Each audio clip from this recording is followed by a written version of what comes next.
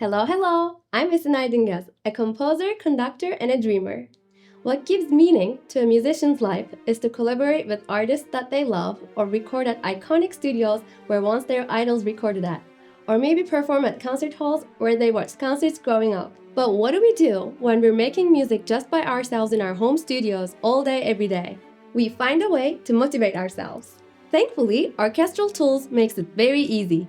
They have a lot of libraries recorded at Teldex Studios, and when I write with them, I forget that I'm at home. And I write with excitement as if my music is being recorded there. Because truthfully, it was recorded there, note by note, before even I began writing it. So, in manifesting this idea, I wrote a piece with Benjamin Wallfisch Strings, recorded at Teldex. The Strings family is the most powerful toolbox of a composer. They can get as loud or soft as you want through the grand majority of their register. They can capture so many different emotions: playful, dark, romantic, nostalgic, dramatic, scary, sad, anything. They don't decay or go out of breath. They can sustain for a much longer time than most instruments.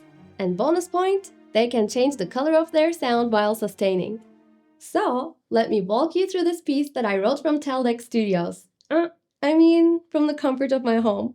I first load in all my sound palette. When I work with various articulations of the same instrument, my preferred way of working is pretty much always setting up one track per articulation, as opposed to utilizing key switches.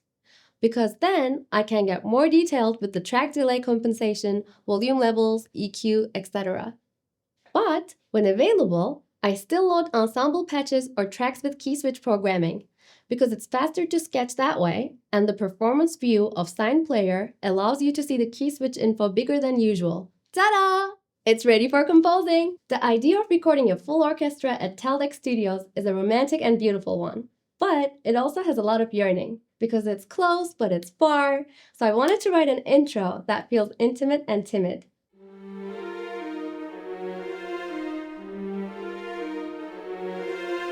I initially wrote this idea on violin,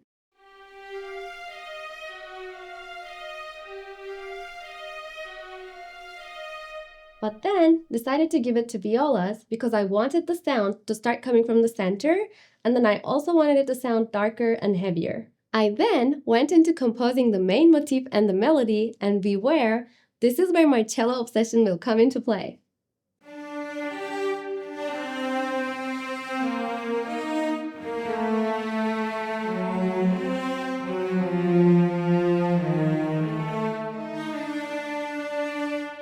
I'm a very impatient creator. So instead of perfecting my ideas immediately with CC data, I first like setting generic dynamic levels, then writing with them, and then coming back to the CC data later in the process. Because this library has 5 dynamic layers for every instrument and articulation, even by just setting very basic parameters, I was able to get the contrast that I needed.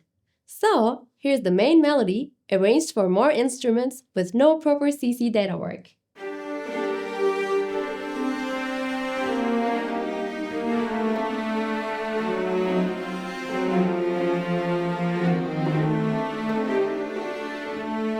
An artist's journey is very unpredictable and full of surprises. So, I wanted my simplistic motivic approach to reach some unexpected harmonies. Modal interchange and a tasty amount of dissonance is always good. And in this case, it was perfect because intentionally or unintentionally, artists always borrow from each other. So borrowing chords from other scales just felt about right. And here's that little section again, but this time with CC data.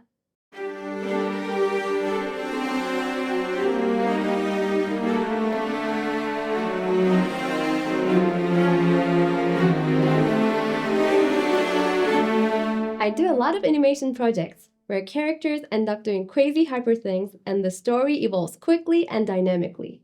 And this all needs to be reinforced with music. As a result of this, I developed a tendency to switch from one textural color to the next pretty quickly. This is where articulations come really handy.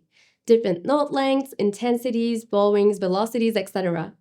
All of this plays a huge role in making the music evolve and making sure no interest is ever lost. I want to show what we have available in the Benjamin Wallfisch Strings library. As you see, we have legato and non-legato options, but what's quite special is that we also have bowing directions. I have never seen up bow, down bow separation in any other library before. Plus, these long notes are all loop-free. When trying out different articulations for my next section, I decided to showcase pizzicato. Part of the reason why I like utilizing short strings beyond their stronger attack or comedic effect is that they let you hear the reverberation of the whole more.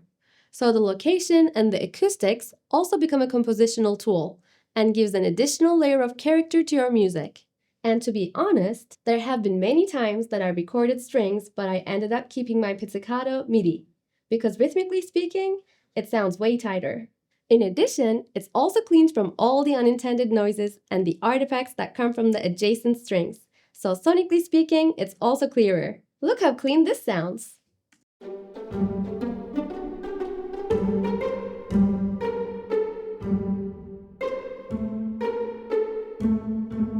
And I haven't even told you the best Benjamin Wallfisch Strings news yet.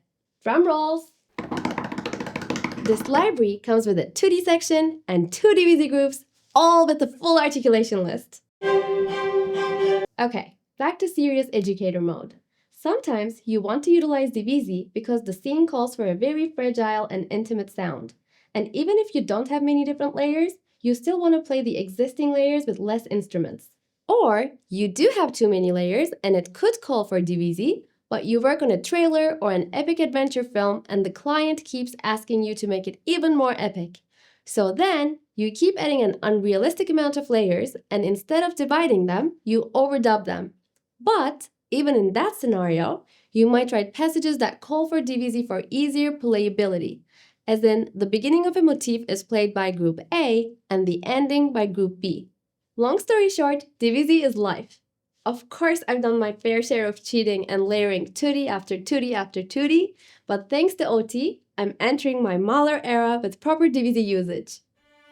Continuing on with this piece, for the last section, I brought back my main melody, first passed it to the first violins, then doubled them with cello.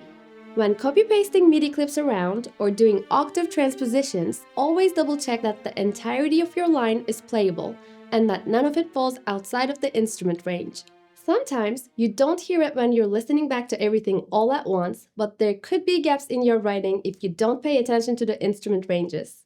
At the absolute final repetition, I turned my piece into a Divisi party, because I realized that this library is essentially 4 libraries all in one. Let that sink in.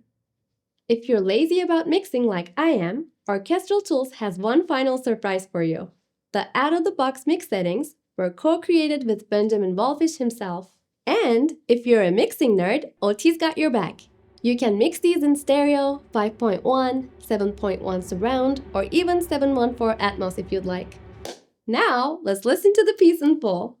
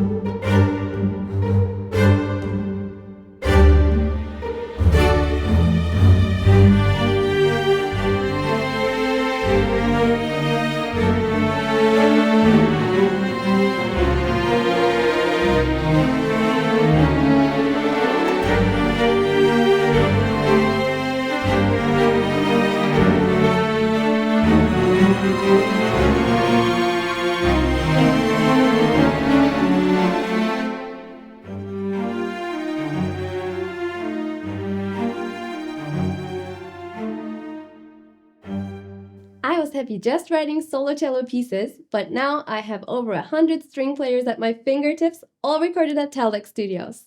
I will be busy writing string pieces for the foreseeable future. Bye!